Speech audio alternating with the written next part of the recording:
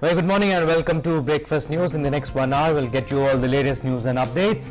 PM will visit UP today and will inaugurate 9 medical college.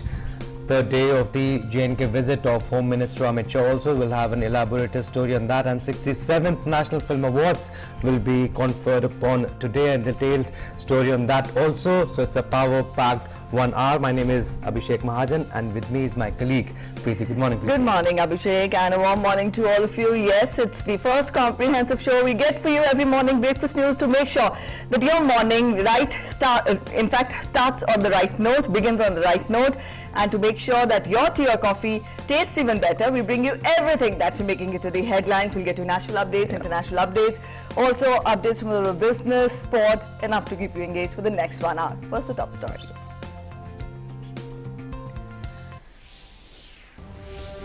Prime Minister Narendra Modi to visit Uttar Pradesh today. PM will inaugurate 9 medical colleges in the state from Siddharth Nagar to dedicate Pradhan Mantri Atmanirbhar Swasth Bharat Yojana in Varanasi. PM to inaugurate various development projects worth more than rupees 5,200 crore for Varanasi.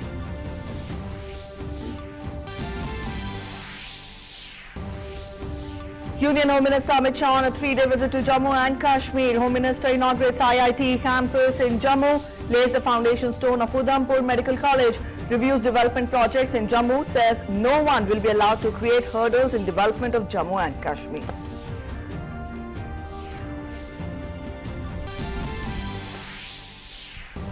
Second Army Commanders Conference 2021 to begin today in New Delhi. Defence Minister Rajnath Singh will address and interact with the Army commanders. Apex leadership of Indian Army will brainstorm on current or emerging security and administrative aspects.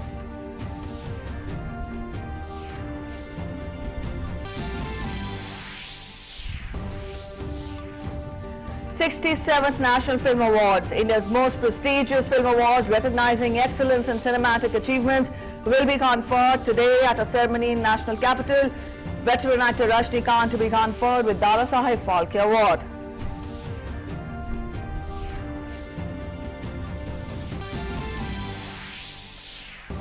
After a brief lull, deadly COVID virus on the prowl again in several countries. Countries including Russia, UK, China and some in Eastern Europe witness significant rise in death toll as new variants emerge.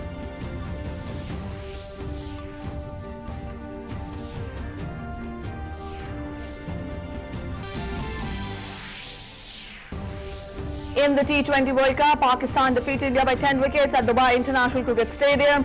Pakistan pacer Shaheen Shah Afridi bags Player of the Match award.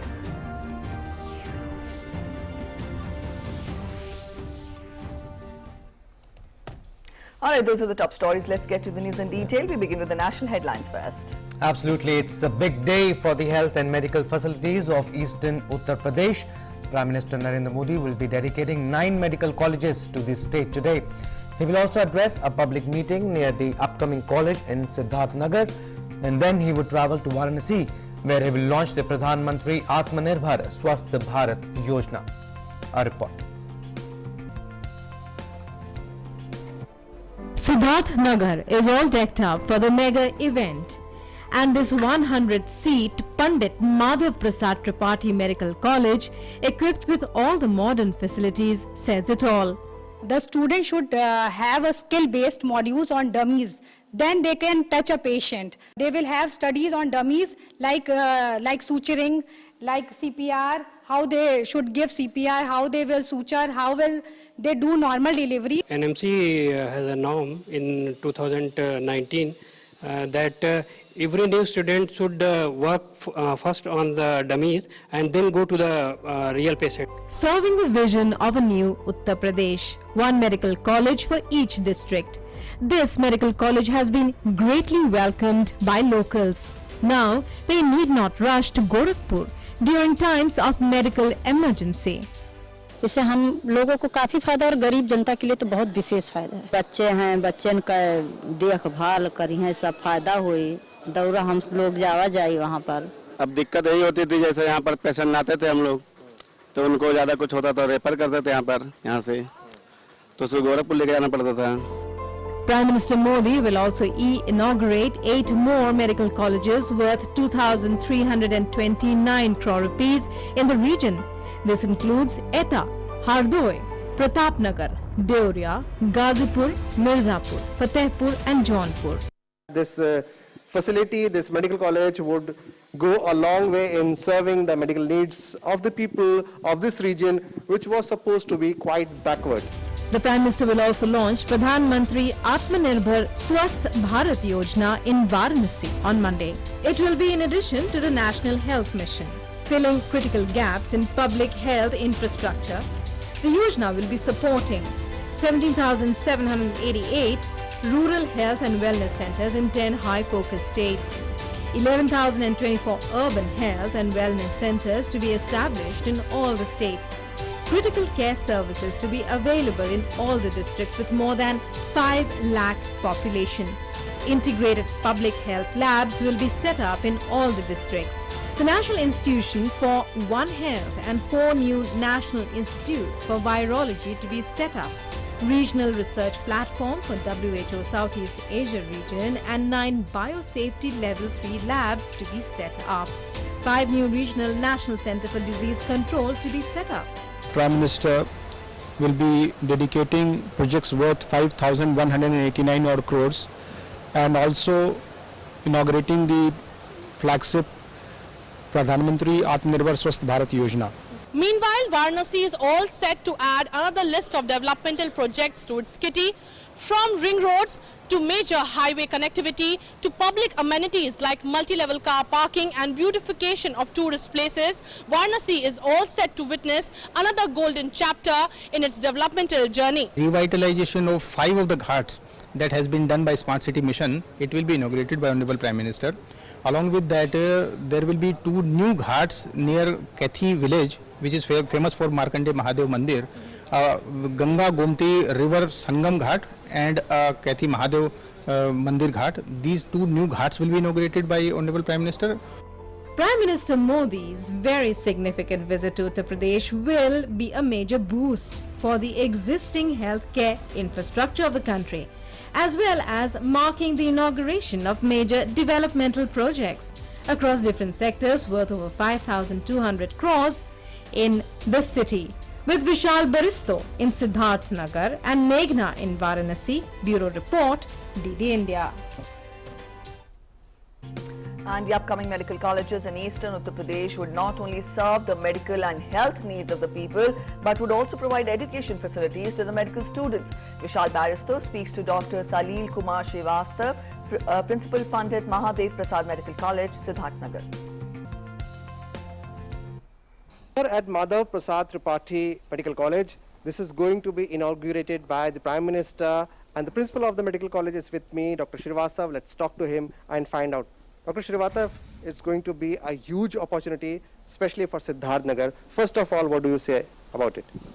Definitely, it's a great opportunity for all of us that our Prime Minister will be here and he will start the final proceeding of this college. Means he will he has to start even the proceedings for 9 medical colleges of UP government, and this is a, I think, big event for UP government as a whole. When we talk about the medical college, the vision of the Prime Minister is to have at least 1 medical college in every district. Now Siddharth Nagar was waiting for this medical college for a very long time. Now what kind of changes, especially the health and medical facility, do you think would come? Yeah. Firstly, there is a huge shortage of doctors. So this will, this medical college will help that the whole doctor-patient ratio will be in a better way. Another thing is that the patient care, definitely that this will increase, and these facilities which are not available now at this headquarter will be started very soon, and people need not to go to higher centers for those facilities. So one last question, what kind of curriculum would be there, because there are going to be 100 students, and do you have enough teachers for that? Yeah, we have enough teachers for first year for clinical subjects, and there is no as such no scarcity of the teachers, and new curriculum of the MNC will be followed, which includes the teachings starting from mannequins, from cadavers to practical and to have clinical sense with the patient, and this all will cover in undergraduate program. Now you heard Dr. Srivastava. He says that it is going to be a huge boon for the people of Siddharth Nagar and the nearby area, and the teachers would be there for every student. 100 students would be taking up UG course here in the medical college. With cameraman Ajit in Siddharth Nagar, this is Vishal Baristo for DD India. Right, so let's go straight across to Siddharth Nagar, where our correspondent Vishal Baristo is there. Vishal, very good morning to you. You are there in UP. UP all set to welcome Prime Minister Narendra Modi. Security must also be beefed up. Tell us about the atmosphere there. Well, very good morning to you, Abhishek. And yes, indeed, it's a very big day for the Eastern UP because it was considered to be a backward region. But over the few years, this region has seen a key change. Let me tell you that with an expenditure of 2329 crores, 9 medical colleges would be coming up, which is going to be a big boost for the medical and health facility of this region. Abhishek, you must be aware that this region was known for encephalitis, which is also known as brain fever, and it was creating quite a havoc here in this region, and especially for the and young children. But now with the medical colleges coming up, people need not to worry because they will not have to rather travel to distant places. Like if you are there in Siddharth Nagar, you will not be going to Gorakhpur, because not only will this medical facility churn out more doctors, but also the hospital that is there has also been upgraded. So the atmosphere is absolutely electrifying, and yes, the security has been beefed up because after all, the Prime Minister was becoming, and escorting him would be the Chief Minister of Uttar Pradesh. The Chief Minister would be very happy and contented man today because Gorakhpur is his constituency, and the long-awaited needs of this region, especially when it comes to medical and health, has been taken care of by the Prime Minister, whose vision is to have one medical college in every district of Uttar Pradesh. Abhishek? All right, Vishal, we've given a detailed report to our viewers talking of how important these 9 medical colleges will be to the region. To what extent will it further give a boost? Because education is something basic that is required by a society, by a region to flourish. Having said that, also it will provide medical facilities. To what extent will it further strengthen the region and also take forward the idea of basic healthcare to the masses, which is being vouched by the government? Priti, when we talk about one medical college for every district, there itself the vision is very much clear, and the much needed medical and health facility would be upgraded so that it would not only cater to the people but also provide doctors, instant doctors, because this is a specialized field, and medical colleges will be providing technocrats. Now you don't have to go even for your medical education to distant places. You have aims in Varanasi, but you have a medical college in Gorakhpur. So once you are done with your undergraduate course, you have done your MBBS, then you can go for specialized courses. And this is a very, very good opportunity, as the students would get to have medical studies here. 100 seats are there in this medical college, and also for 100 students there are 50 teachers. So there you have the education facility here.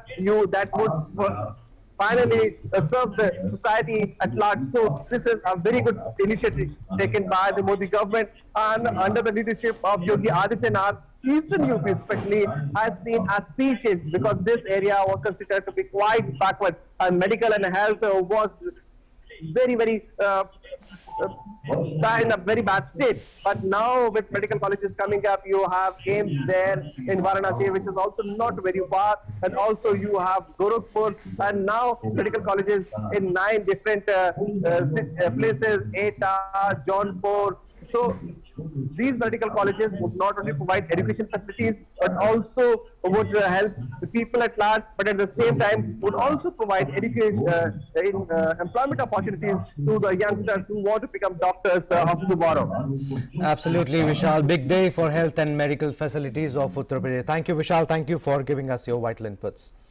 Yes, so indeed, Abhishek, when we talk of the COVID pandemic, the times which we are living in, then one lesson, in fact, that has been learned by the entire world is that basic health infrastructure has to be robust in a country for the countrymen, for the people to survive, and this has been learned, and this has been well absorbed by almost everybody. And talking about it, let's turn our focus to Meghna, who's joining us from Varanasi. Meghna, good morning to you. In the report also, we've given a broad outlook of the Prime Minister's program, in Varanasi. Now, the government has time and again talked of how important is it to provide basic, affordable healthcare to the masses. Now, with the inauguration of today's program, I would want you to spell out more. How far will it further strengthen the already schemes that are run by the government, and that will give more impetus to the health infrastructure in the country? Yes, Preeti, as we were just saying, I heard you say that, the COVID times have actually taught us a major lesson that, healthcare, if, the healthcare system is not robust, things would come to a halt. And this has happened with many countries across the globe, especially during the pandemic.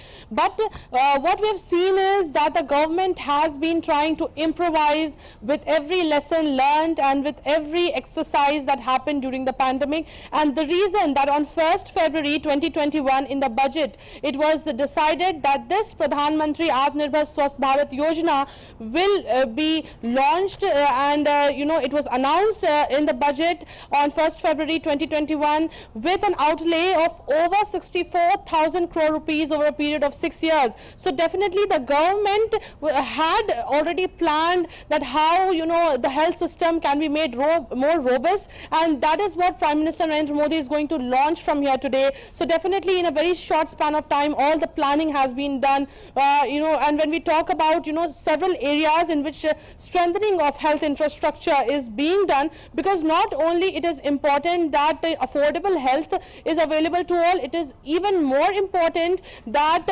health is in everybody's reach. The infrastructure is, in close vicinity to people, that, people are easily able to reach out to, the healthcare services. So that is what also has been actually looked out for in this scheme, especially that critical care units in districts which have over 5 lakh population, especially talking about more institutes to be set up for research. That is also very important. Now, in many National Institute of Virology or Biosafety level 3 laboratories. Now, Biosafety level 3 laboratories are some such kind of laboratories which actually help to diagnose, or which have help to detect the kind of pathogens or toxins that are present in the air, which can be also lethal for people. So definitely, the kind of impetus, the kind of push that has also been given to the research sector, besides also helping to create more health infrastructure, be it with primary health units, strengthening of primary health units, or making more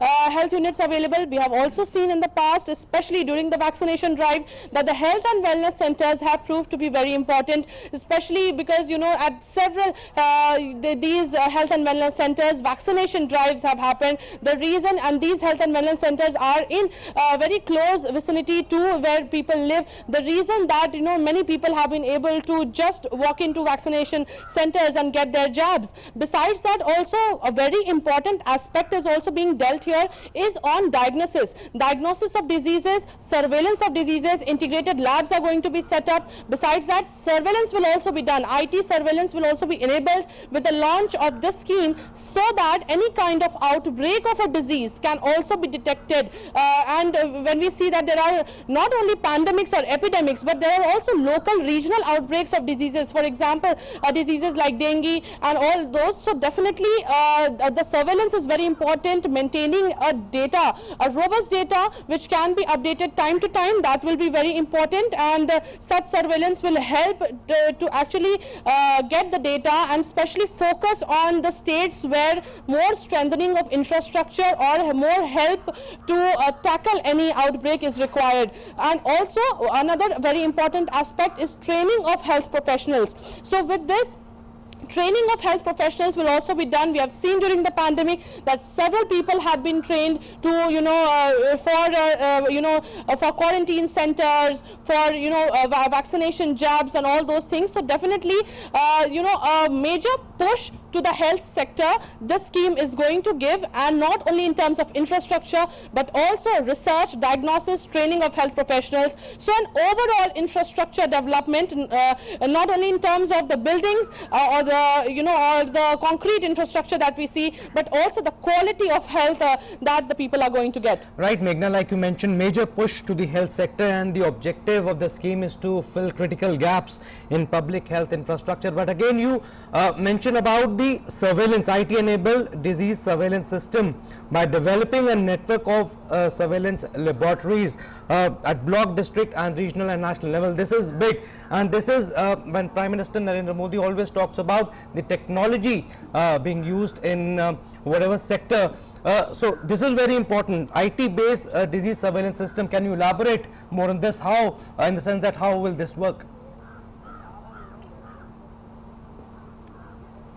Definitely, when we actually talk about this IT-enabled system, now surveillance is definitely has to be kept from the smaller level to the national level as well. So definitely we can see that surveillance would definitely, when there are also an integrated chain, integrated labs that are going to be set up, the diagnosis from other labs, or probably the diagnosis from the districts, the basic centers, all the data can be sent and a surveillance can be kept on district level, regional level, and then on the national level. So definitely that will help to actually bolster more, more focus. That would actually enable more focus on the areas where it is required. Probably some other state is suffering from some other outbreak, or somewhere else, there is some waterborne disease, or probably some other kind of disease that is the outbreak has been reported, and obviously that surveillance system will actually help to actually detect how many people have been suffering through it, how much more assistance is required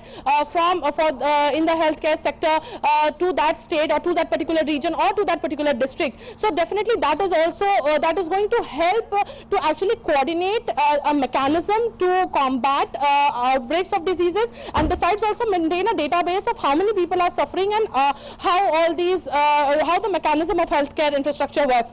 Besides that, Abhishek, I would also like to mention here, not only Prime Minister Narendra Modi is going to launch this very important scheme nationwide, but besides that he is also going to give whole lot of developmental projects to Varanasi. And when he comes here, Varanasi has seen a saga of developmental projects in the past few years, and a very important, much awaited, many important, much awaited projects have been delivered here in time. But also when we talk about the kind of projects that Prime Minister Narendra Modi is going to dedicate here today, it is going to be major connectivity projects, the ring road, very important, NH29, over 72 kilometers of highway, that also is very important. Major of these, it's over 5,200 crore rupees of projects that are going to be dedicated today, out of which over 3,000 to 4,000 crores are just for major connectivity projects, because when people used to go, huge trucks, or we can say bigger vehicles used to ply on roads inside the city. It used to create a lot of traffic and a lot of issues for the people to commute. So definitely, these highways and major connectivity is going to give a boost to the trade and also the big heavy vehicles plying on the roads. Besides that, also major amenities for people living in the city have also are also going to be dedicated, have also been made. And what the district magistrate was also telling us yesterday, that many of these projects have been completed, or the project work has been accelerated during the pandemic. So utilizing the time of the pandemic to actually accelerate the work, giving migrant workers or the workers in the local workers, giving them work, and a lot of the projects have been completed 3 to 4 months or just 1 or 2 months before time. So definitely we can see that change in the developmental projects also coming here. We have multi-level parkings here, women's hostels around. Also, very importantly, beautification of tourist places. As we know, it is a very important center for tourists and pilgrimage. So definitely beautification of the ghats and all of that is also in the kitty. All right, Meghna, we'll leave it at that. Thank you for joining in. We'll come back to you again during the day when the program begins. So when we talk of the inaugurations lined up today, then a massive boost, in fact, to the health infrastructure in Uttar Pradesh, which will also not only ensure giving basic, affordable healthcare to the people, but will also boost the education in the region as well and the country as a whole. Absolutely. Let's move on to our next story now, which is Union Home Minister Amit Shah is on a 3-day visit to Jammu and Kashmir. On his final day in the Union Territory, Amit Shah will be inaugurating several projects at Sher-e-Kashmir International Conference Centre today.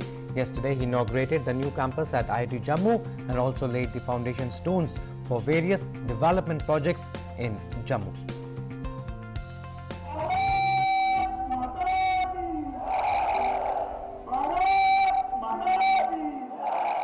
Union Home Minister Amit Shah, who is on a 3-day visit to Jammu and Kashmir, inaugurated a new campus at the Indian Institute of Technology, IIT Jammu, on Sunday. The Home Minister arrived in Jammu on the second day of his visit to the Union Territory to inaugurate the IIT campus and also lay the foundation stones for various development projects. Later addressing a public rally in Bhagwati Nagar area of Jammu, the Home Minister said no one will be able to create any hurdle in the development of Jammu and Kashmir now. सबसे पहले ये कहने आया हूं कि जम्मू वालों के साथ अन्याय का समय समाप्त हो चुका है। अब कोई आपके साथ अन्याय नहीं कर सकता। विकास दोनों का साथ में होगा, कश्मीर का भी होगा, जम्मू का भी होगा। दोनों मिलकर भारत को आगे बढ़ाने के लिए एक साथ प्रयत्न करेंगे। मगर मैं आप सबको विश्वास दिलाने आया हूं, विश्वास रखिएगा, विकास के युग में कोई खलल नहीं डाल पाएगा। जम्मू कश्मीर के विकास को कोई रोक नहीं पाएगा। The new campus of IIT Jammu, built at a cost of 210 crore rupees, has all the facilities like hostels, gymnasium, indoor games and a multidisciplinary research center. Amit Shah was accompanied by Union Ministers Jitendra Singh and Dharmendra Pradhan and Jammu and Kashmir Lieutenant Governor Manoj Sinha. हम नहीं चाहते जम्मू कश्मीर के एक भी नागरिक के घर में बिजली का कनेक्शन न हो। हम नहीं चाहते जम्मू कश्मीर के एक भी नागरिक के घर में नल से शुद्ध पीने का पानी न आता। अगर ये 45,000 युवा जम्मू कश्मीर के गरीबों की सेवा में लगते हैं तो मैं आपको बताता हूं, दहशतगर्द कुछ नहीं बिगाड़ सकते मित्रों, कुछ नहीं बिगाड़ सकते। ये युवा देखते देखते जम्मू कश्मीर को बदल देंगे। 2014 की बजट के भाषण में देश की प्रधानमंत्री जी ने जम्मू में आईआईटी की स्थापना के निर्देश दिया था। आज सौभाग्य है, वो शुभ दिन है। जम्मू कश्मीर शासन ने 400 एकड़ जमीन दिया, 1100 करोड़ रुपया खर्चा करके एक अत्याधुनिक 21वीं सदी की नई शिक्षा मंदिर आज श्री अमित शाह जी के कर कमल पे जम्मू कश्मीर के आवाम के लिए, देश के नौजवानों के लिए आज लोकार्पित किया गया। Home Minister also reviewed and laid the foundation stone of various development projects, including that of the Udhampur Medical College. 104 centralize health helpline का शुरुआत हुआ है। गर्ल्स हॉस्टल डिग्री और कॉलेज पलोरा का लगभग 12.5 करोड़ से आज उसका भूमि पूजन हुआ है और 272 परियोजनाओं के तहत 2000 करोड़ के रोडों का भी आज ही भूमि पूजन करने का काम किया है। मित्रों, एक ही दिन में अगर मैं बताता हूं तो लगभग 15,000 करोड़ से ज्यादा विकास के काम आज आपके सामने ही इसी मंच पर जम्मू के लिए घोषित किए। तीनों परिवार के शासन का योग कर दो ना तो भी 15,000 करोड़ नहीं होंगे। एक समय था यहाँ जब गुरखा समुदाय के लोग सरकारी नौकरी, उच्च शिक्षा से वंचित थे। वाल्मीकि समाज के लोग पढ़ाई लिखाई से और अच्छी नौकरियों से वंचित थे। यहाँ की बहनों को अधिकार नहीं मिल रहा था, लेकिन ये सब आज मैं समझता हूं कि हकीकत में बदलता हुआ आप देख रहे हैं। अभी जिन योजनाओं का जिन कार्यक्रमों का शिलान्यास और उद्घाटन आदरणीय गृह मंत्री जी ने किया है, मैं कहना चाहता हूं कि शायद आजादी के बाद पहली बार जम्मू कश्मीर में 8,000 लोगों को पारदर्शी तरीके से योग्यता के आधार पर नौकरी दी गई है।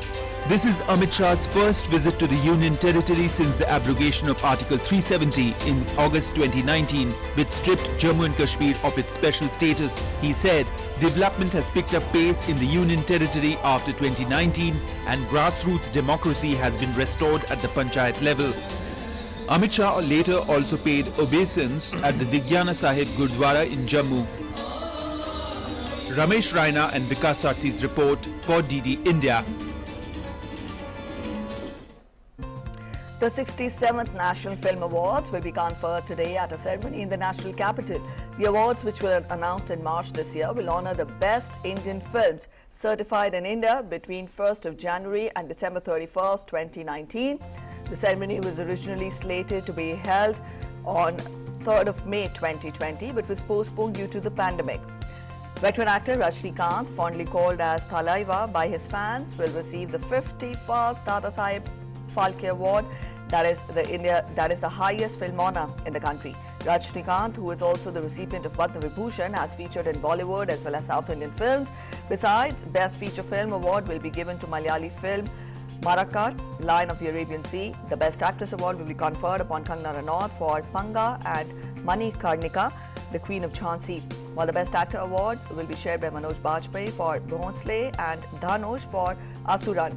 Best Director Award will be given to Sanjay Puran Singh Chauhan for Bahattar Huren, and India's most prestigious film awards recognizes the excellence in cinematic achievements and also encourages the study and appreciation of cinema.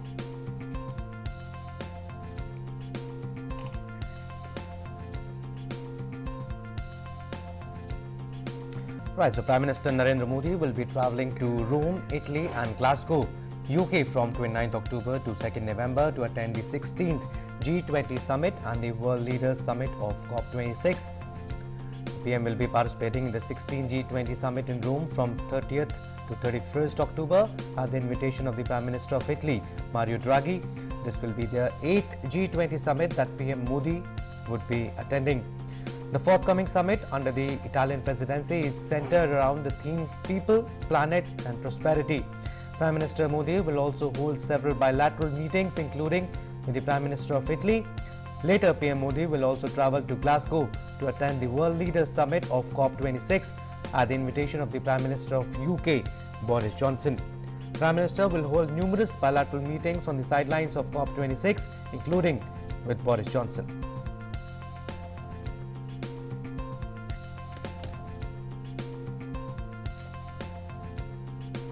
The second Army Commanders Conference of 2021 will begin from today in New Delhi.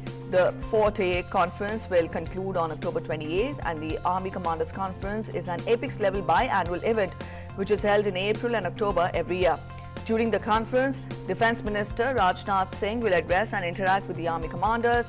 The Chief of Defence Staff and the Chiefs of the Indian Navy, Indian Air Force are also scheduled to address the senior leadership of the Indian Army on avenues of promoting tri-service synergy. The apex leadership of the Indian Army will brainstorm on current or emerging security and administrative aspects to chart the future course for the Indian Army in the backdrop of the situation along with the borders and challenges imposed by the pandemic.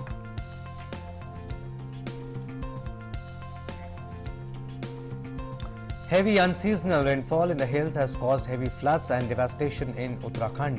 Uttarakhand's Kumaon region has estimated that it suffered Rs 2,000 crore of damages to its infrastructure in the recent heavy rains. Prime Minister Narendra Modi spoke to Uttarakhand Chief Minister Pushkar Singh Dhami yesterday to collect information about relief, rehabilitation and other construction works.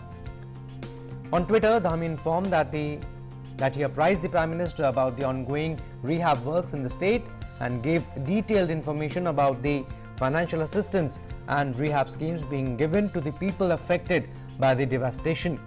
Meanwhile, Chief Minister Dhami along with two cabinet ministers visited the damaged Gaula Bridge in Haldwani. He said work on war footing will be done to restore traffic movement. He assured that the state government stands with the affected people and they will be given all the help. Recently, a central team also visited different parts of the state. The team conducted an on-the-spot assessment of damage caused by the rains, and it will soon submit its report to the central government.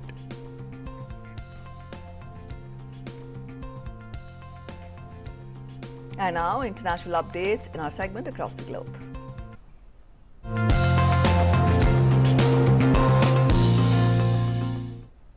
After a brief lull, deadly COVID virus is on the prowl again in several countries. Nations like Russia, UK, China and some in Eastern European countries have witnessed significant rise in death toll as new variants emerge. First, let's take a look at COVID-19 figures from across the world. So far, more than 24 crore 44 lakh people have contracted COVID-19, while the number of recoveries stand above 22 crore 14 lakh globally. The virus has claimed over 49 lakh 63,000 lives worldwide. The US continues to remain worst affected with the disease, where the number of cases have crossed 4 crore 63 lakh, while the death toll remains above 7 lakh and 56,000. Russia has reported 1,072 COVID deaths on Sunday, days before the authorities prepare to shut workplaces countrywide and also a lockdown in Moscow. A total of 35,660 new cases were also reported, 5,279 of them in the Russian capital. Russian President Vladimir Putin this week approved a nationwide workplace shutdown in the first week of November. The capital Moscow will reimpose a partial lockdown from October 28, with only essential shops such as pharmacies and supermarkets allowed to remain open. St. Petersburg city reported 3,297 new cases, and that will introduce the same measures from October 30th. Despite developing its own COVID vaccine early in the pandemic, Russia has vaccinated only about a third of its population. The vaccination in Russia is one of the lowest rates in Europe, with citizens cited last week. Vice City also reported a sharp rise in the infections, and local media has reported that an additional morgue had to be opened, and the mayor's office was seeking to extend the territory of the local cemetery.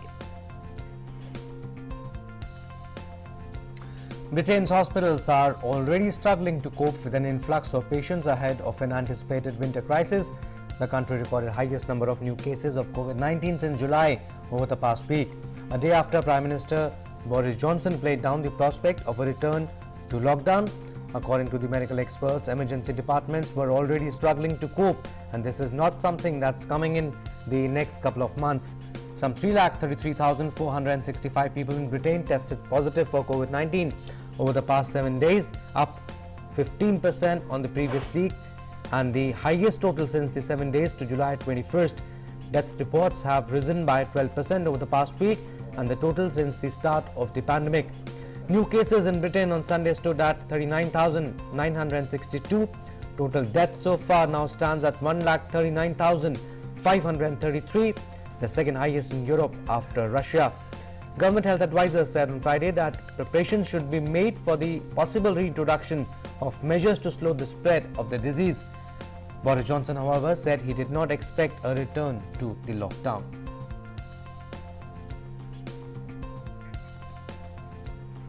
Australian officials plan to roll out COVID-19 booster shots soon to prevent a resurgence of cases as residents in two larger cities of Sydney and Melbourne begin to enjoy more freedom after months long of curbs.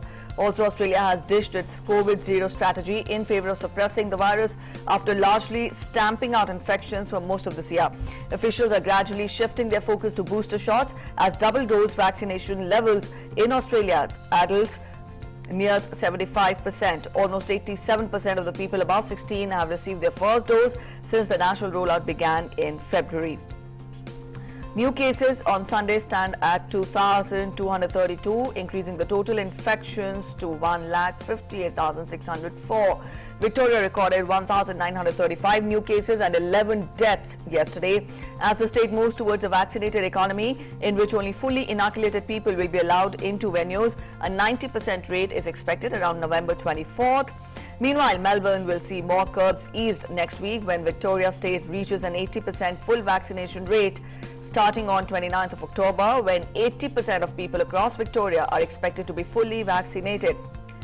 Victorian Premier Daniel Andrews said that people in Melbourne will be free to travel throughout the state and masks will no longer be required outdoors.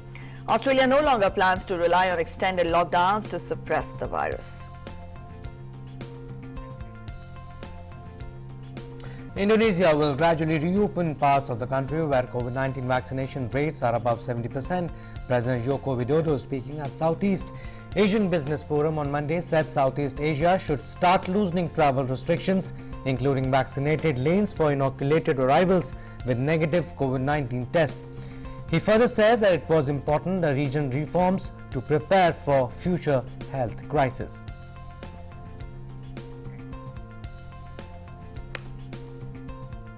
Alright, news from Afghanistan now. Hundreds of people stranded on Chaman border between Pakistan and Afghanistan hastily walked towards the border, crossing it as it opened briefly for about 3 hours around 10 p.m. IST. The border has been closed for nearly 3 weeks now. The border crossing, the second largest commercial border point with Afghanistan, links with Spind Boldak in the Afghan province of Kandahar. Earlier on Sunday, hundreds of Afghans stranded on the Pakistani side of the border threw stones at border security, demanding that the crossing be reopened. The law enforcement authorities used tear gas to disperse the crowd. According to Pakistani officials, the border has been temporarily closed due to concerns of an influx of Afghans who are trying to leave their homeland after the Taliban seized power in August. In some other international news, a container fire that broke out on a cargo ship near Victoria carrying mining chemicals of British Columbia is appearing to be out and under control. According to the Canadian Coast Guard, officials, fire had broken out in 10 damaged containers and majority of them are under control as no indication of showering on adjacent containers was seen. At least 16 crew members were evacuated from the ship while 5 remained on board to fight the fire. The mishap came worse due to bad weather and amid global shipping traffic jam that has held up deliveries all over the world. However, the Coast Guard advised all vessels to stay at least 2 nautical miles away, while the Transport Ministry also restricted all aircraft, including drones, from flying below 2,000 feet over the ship.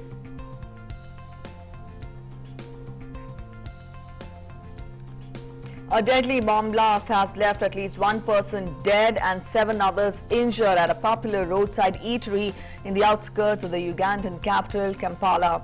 Calling it an act of terrorism, Ugandan President Yoweri Museveni said that all evidence show that it is a terrorist attack as 3 people allegedly carried a package, placed it under a table which later on exploded. The explosion occurred on Saturday night at the Digida pork joint, killing a 20-year-old waitress, while 2 among the injured are in critical condition.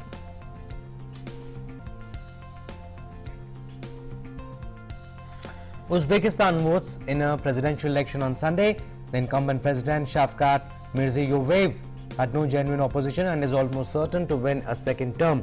Mirziyoyev's predicted victory will allow him to deepen his largely successful reform campaign. His likely lead to Uzbekistan would open up further to foreign trade and investment. The 64-year-old leader has rebuilt the resource-rich country's ties with both Russia and the West, which had become strained under his predecessor Islam Karimov, Uzbekistan's first post-independence president. The 4 candidates running against Mirziyoyev have been nominated by parties which support the president. He has pledged to cut poverty through rapid economic growth and gradually decentralize decision-making by devolving some powers to district councils. Polls' preliminary results are due on Monday.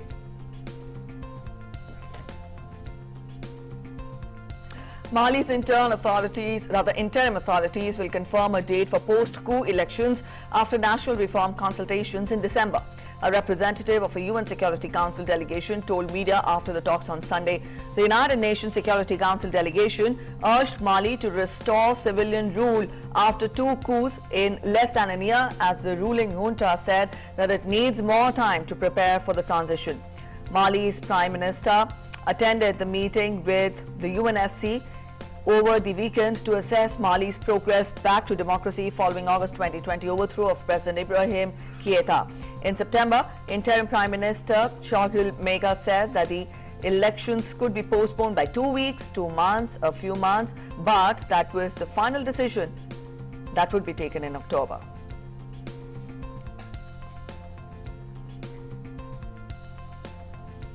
Israel has announced plans to build more residencies for Jewish settlers in the occupied West Bank, drawing immediate condemnation from Palestinians and neighboring Jordan. The announcement came on Sunday as Israel published tenders for about 1,300 new settlement homes in the occupied West Bank, which are on land that Palestinians want for a future state. Authorities are also expected to discuss proposals for another 3,000 homes that have already drawn concern from the United States. However, construction accelerated in the last few years as the US-backed peace talks between Israel and the Palestinians broke down in 2014.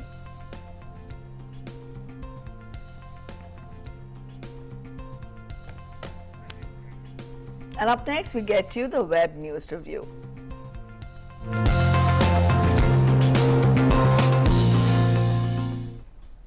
Right, so our colleague Rukma is there for the web news review segment. Good morning, Rukma. Over to you. A very good morning to you, Preeti, as well as Abhishek. The first story I've selected is from the Times of India, and it talks about very good figures for major cities across the country. It says Delhi is the first city to hit 2 crore vaccine doses. Mumbai is still at a 1.4 crores but catching up fast. It says here capital leads the way. 1.5 crore approximately number of beneficiaries eligible for vaccination in Delhi. We are fast approaching that figure as well.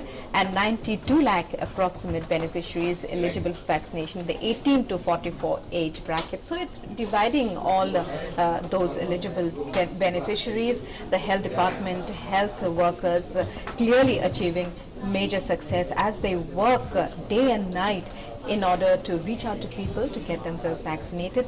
At this rate, clearly the fight against COVID-19 can be won. Moving on to the next slide, it says here in the India Today, a little bit of interesting news that's warming to the heart coming in from Afghanistan. It says here, better with age. Archaeologists discovered 2,700-year-old wine factory in Iraq, and along with the wine factory, which is more than nearly 3,000 years old, they've also discovered various royal relics. And it says the stone bas-reliefs showing kings praying to the gods were cut into the walls of a nearly 9-kilometer long irrigation canal at Faida in northern Iraq. It was discovered by a joint team of archaeologists from the Department of Antiquities and colleagues from Italy. And the carvings, 12 panels measuring 5 meters wide and 2 meters tall, showing gods, kings and sacred animals, date from the reigns of Sargon II and his son Sennacherib. So there's still more left that Afghanistan can offer the world, not just news of disasters and various political upheavals. Moving on to the next slide, back home here, economists and market analysts are advising those investing in stocks and shares to invest more in gold bonds. It says here, time to increase allocation to gold bonds, and this is not with reference to anything else but to individual stock players. And it says here, investors could increase their exposure to gold through the upcoming tranche of sovereign gold bond offerings starting on Monday, that's today, with inflationary pressures expected to result in uncertainty in equities and other kinds of stocks and shares. Gold would be your best bet now. Moving on to the next slide, the print talks about how dinosaurs lived in herds, and now new discoveries have showed that they socialized nearly 200 million years ago. This is much earlier than what was thought earlier. Fossils have been discovered to this effect. It is known that some species of dinosaurs moved in herds. The behavior is thought to have started to occur only about 150 million years ago. But this find is significant because it shows that it happened even earlier, 50 million more years dating back. And finally, the DNA talks about how several massive asteroids are expected to fly past Earth in the coming days, and these asteroids would be larger than 140 meters. These asteroids are categorized as potentially hazardous objects, and according to the asteroid tracker of NASA, these asteroids are set to fly past Earth in October this year. A few could already have done so, and a few will also be flying past in November. Well, that's all in the web review I have for you today. It's back to Abhishek and Preeti. All right, Rukma, thank you for joining in with that web news review. And from here, on to our next segment now, which is Sports Track.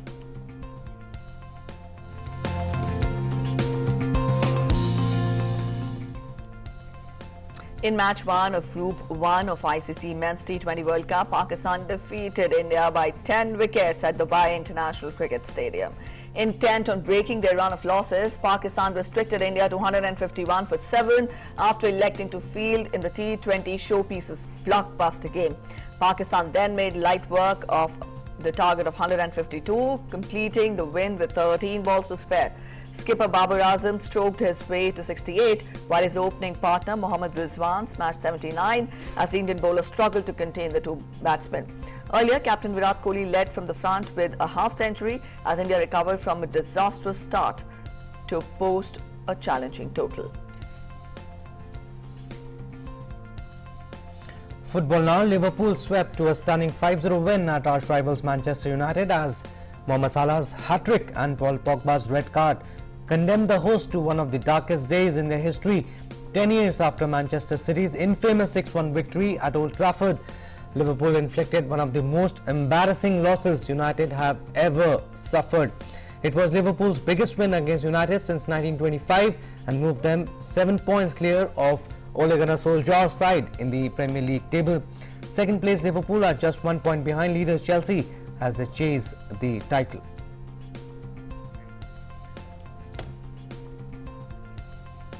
It's a Monday morning, 25th of October. Let's take a look at the major happenings that took place on this day in history.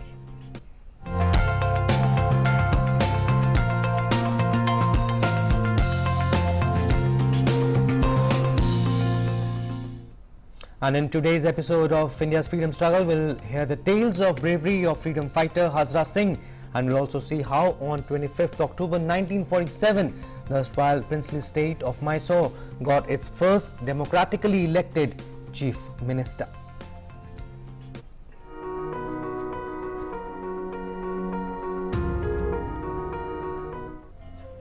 On 25th October 1944, freedom fighter Hazara Singh was executed in the Red Fort by the British government on charges of waging a war against the emperor.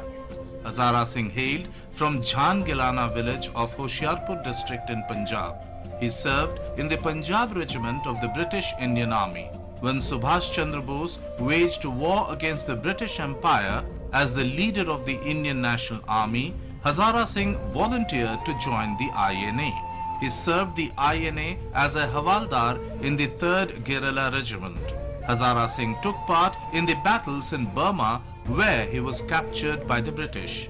The country will remain indebted forever to the selfless sacrifices made by these soldiers of the freedom movement. On 25th October 1947, the erstwhile princely state of Mysore got its first democratically elected chief minister. Even after the rest of India attained freedom, Mysore continued to witness political unrest, seeking an end to the rule of the Maharaja. Therefore, the freedom struggle in Mysore continued after 15th August 1947. In order to end monarchy, Mysore Chalo agitation was launched, with political activists from across the region joining it. Heeding the call of the Congress, local community and volunteers joined the Mysore Chalo movement to force the Maharaja to relinquish power and install a democratic and responsible government in the princely state. There was a massive assembly and show of strength in the city on 4th September 1947, in which hundreds courted arrest. In the melee, the police opened fire to disperse a procession, and a high school student died of bullet injuries, aggravating the situation.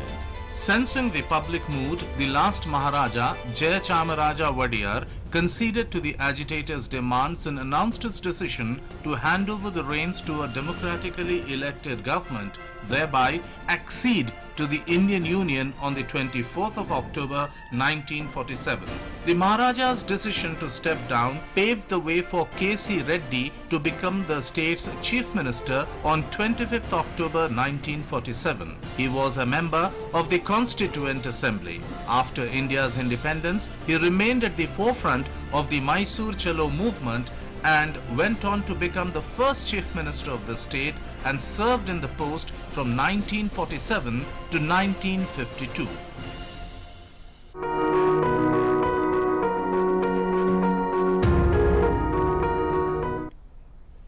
All right, up next we take a look at weather report.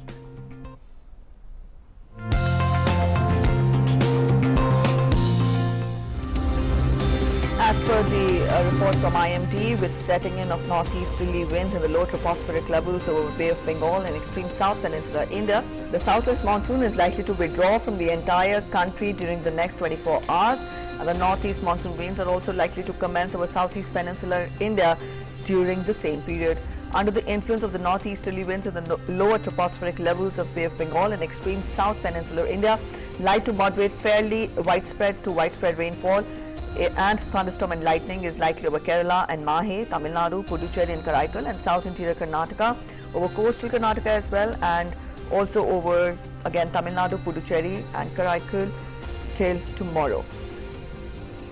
Also, significant amount of rainfall has been witnessed in Solan, Chandigarh, Madurai, Chitradurga, Diamond Harbour, Car Nicobar and Nankori. And now we take a look at major and minimum temperatures across major cities of the country.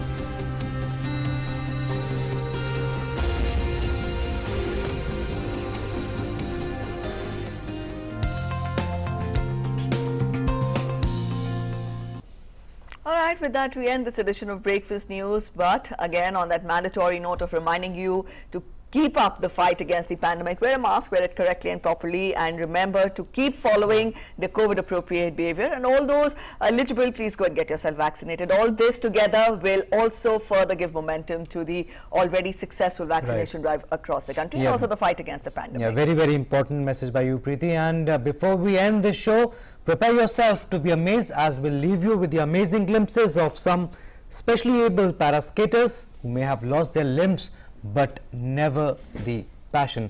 Take a look. Bye-bye. Bye-bye.